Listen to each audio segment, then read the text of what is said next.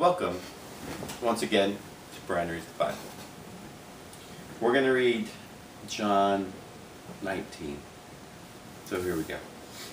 Then Pilate took Jesus and had him flogged. The soldiers twisted together a crown of thorns and put it on his head. And they clothed him in a purple robe and went up to him again and again, saying, "Hail, King of the Jews!" And they struck him in the face. Once more Pilate came out and said to the Jews, "Look, I am bringing him out to you to let you know that I find no basis for a charge against him." When Jesus came out, wearing the crown of thorns and the purple robe, Pilate said to them, "Here is the man." As soon as the chief priests and their officials saw him, they shouted, "Crucify! Crucify!"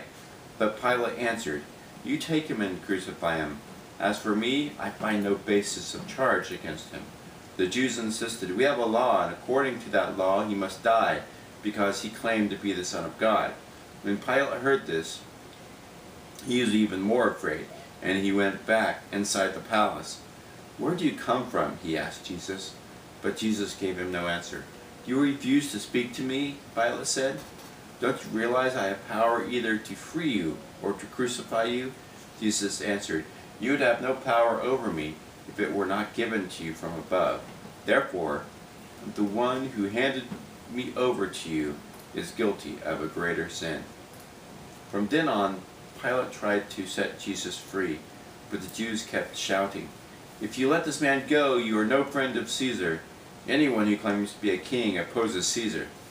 When Pilate heard this, he brought Jesus out and sat down on the judge's seat at a place known as the stone pavement, which in Aramaic is Gabbatha.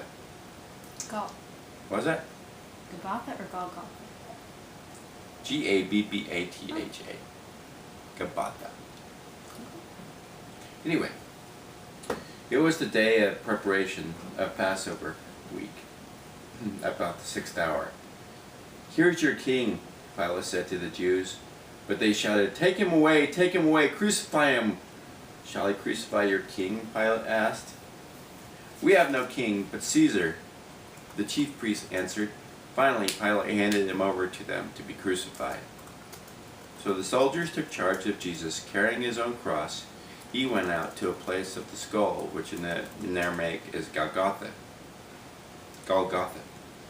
Here they crucified him, and with him 2 others, one on each side and Jesus in the middle. Pilate had a notice prepared and fastened to the cross. It read, "Jesus, Jesus of Nazareth, King of the Jews." When the Jews read this sign, for the place where Jesus was crucified was near the city, and the sign was written in Aramaic, Latin, and Greek. The chief priests of the Jews protested to Pilate, "Do not write the King of the Jews, but that this man claimed to be the King of the Jews."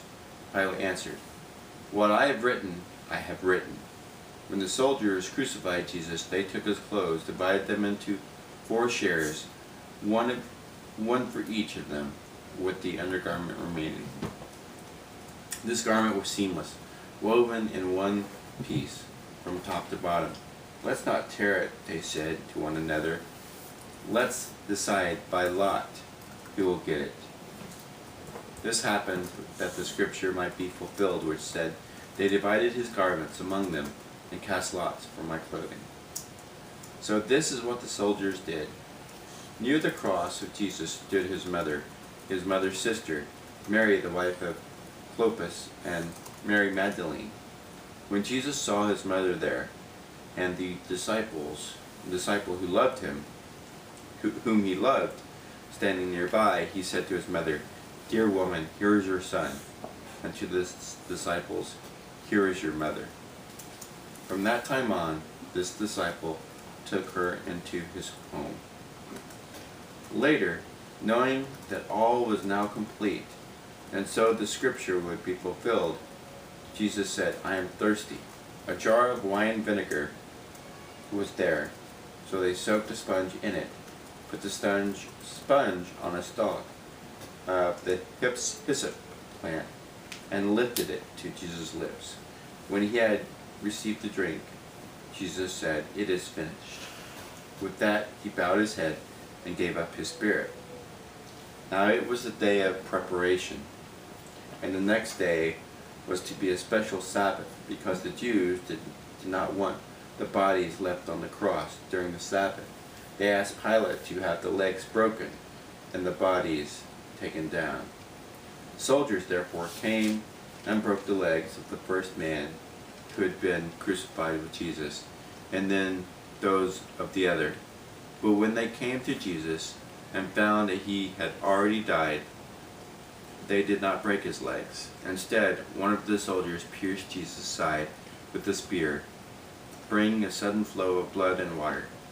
The man who saw it has given testimony, and his testimony is true. He knows that he tells the truth, and he testifies so that you also may believe. These things happened so that the scripture would be fulfilled. No one of his bones would be broken. And as another scripture says, they will look on the one they have pierced. Later, Joseph of Arimathea asked Pilate for the body of Jesus. Now Joseph was a disciple of Jesus, but secretly, because he feared the Jews. With Pilate's permission, he came and took the body away. He was accompanied by Nicodemus, the man who earlier had visited Jesus at night. Nicodemus brought a mixture of myrrh and aloes, about 75 pounds. Taking Jesus' body, the two of them wrapped it with the spices in strips of linen. This was in accordance with Jewish burial customs. At the place where Jesus was crucified, there was a garden, and in the garden a new tomb, in which no one had ever been laid. Because it was the Jewish day of preparation, and since the tomb was nearby, they laid Jesus there. That was John 19. Hope you have a good Tuesday, and I hope you remembered these things. So, John 19. Kind of puts everything into its rightful place. So, hope you have a great Tuesday, and we will see you tomorrow. And eventually, Amber will come off the camera. Sorry, I have a dog in my lap.